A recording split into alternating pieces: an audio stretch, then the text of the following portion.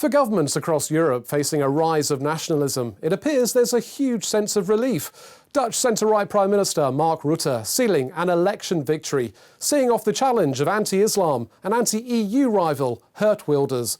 In the wake of Brexit and Donald Trump in America, Rutte declared the Netherlands had said stop to the wrong kind of populism.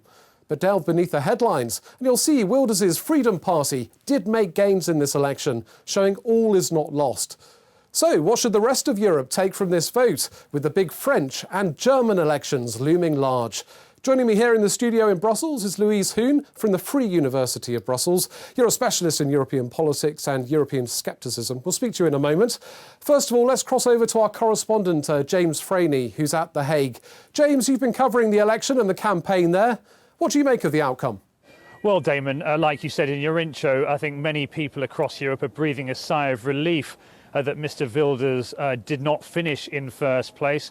But I would add a word of caution. I mean, he did make gains, and the hardline policies that he was proposing, he attracted more than 1 million votes. This is a founding member of the European Union, where policies about banning the Quran and closing mosques appear to be very popular amongst a key part of the electorate. So I think it's far too early to talk about the end of the domino effect that Mark Rutte was referring to over the past few days. We'll just have to wait and see. Obviously, as you say, huge elections coming up in France and Germany, but whether there's any link with Mr. Wilders' supposed defeat, we'll have to wait and see.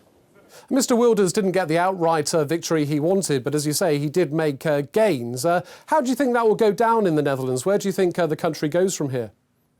Well, he made gains, and he also, the real victory for Mr. Wilders really was setting the agenda over the past weeks and months.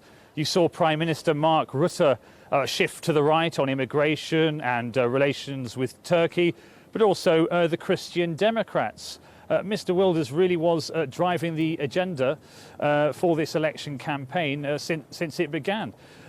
So where the Netherlands goes from here, we have to see what kind of coalition will be formed. That's not clear yet. That could take another few weeks and maybe another 2 months. We're not sure. There's some talk here in The Hague that there could be some kind of left-wing coalition with the Green Left Party led by Jesse Klaver. But that's all to be, those discussions to be had over the course of the next few weeks. We'll have to wait and see. James, thanks for your analysis. James Franey, our correspondent there in The Hague. Let's turn back to my guest now here in the studio in Brussels. It's Louise Hoon from the Free University of Brussels. Louise, you're an expert in European politics and Euroscepticism. The result of this election in the Netherlands, what kind of message do you think voters are sending to the rest of Europe? Well, from the perspective of the rest of Europe, it's indeed interpreted very clearly as a no to populism and not another domino stone that will fall. It's interpreted very strongly as a sign towards Germany, towards France. And I think that this works in itself. I mean, it's symbolically a great sign. But on the other hand, I think it should be seen from the perspective of the Dutch electoral system, which is one in which there is very proportional representation. And so a runoff between two candidates would not have happened anyway. So, I mean, there is no clear winner and no clear loser in this system. It's not a system like the French system where you will end up with a runoff between two candidates. So the results should also be interpreted from that perspective. We mentioned the French and German elections. Obviously, the Dutch election was the first of these three key moments.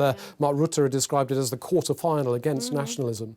What do you think the outcome of this election actually means for the AfD party in Germany, the National Front in France? What do you think they're going to be thinking today? Well, I think indeed, this interpretation that is now generally presented in the international media, that there's been a no from Dutch voters to populism, I think we should also be careful with taking that too seriously, because as I said, it's also an effect of the Dutch electoral system. And I do think that if we would have ended up in a runoff between Wilders and Rutte, the outcome could have been completely different.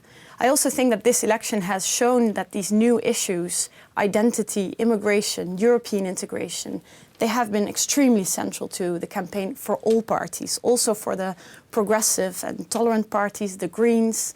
They have made great gains, whereas the Labour Party, that is a bit profiled on older issues, economic issues, has really kind of disappeared in the Netherlands. So this also tells something about the campaigns that will come, and I think they will be centered very much around immigration, the refugee crisis and Europe.